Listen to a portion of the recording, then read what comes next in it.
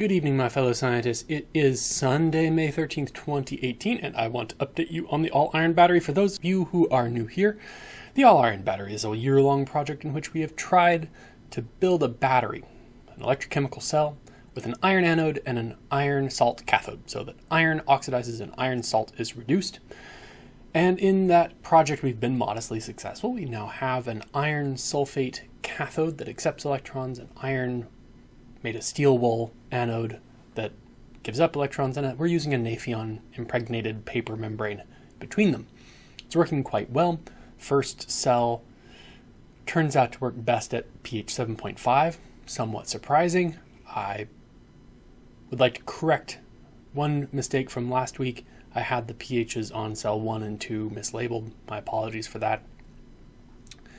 But Nico has been making many more cells. We've been testing them. We've been trying to find alternative carbon electrodes that might increase the performance.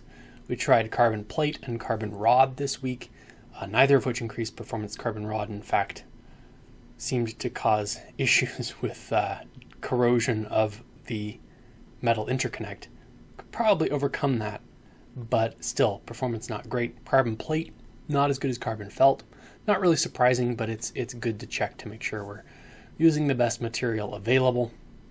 And now that we are confident in our carbon electrode, we may well try to characterize some of the alternative carbons that we have available here at the University of Idaho. One of my colleagues has been making a pyrolytically deposited carbon that is working a lot better than graphite in his hands, and I'd like to try that. So the downside there is that it's not as widely available as, say, Graphite Felt, which you can order from AliExpress.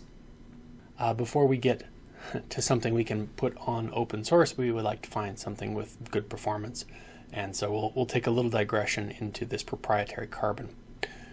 But we won't be doing that for long. We'll start optimizing the membrane next, and we'll find some cheap material, agar, agarose perhaps, to act as a separator.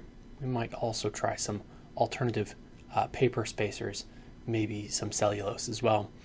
Or methyl cellulose. So we'll give some things a try. We'll try to find a nice arrangement, and then I think we're just about ready to start wrapping up the open source publication. We may look at some options for higher performance using closed source technology, but for the meantime, we're almost there, so I'll keep you all updated.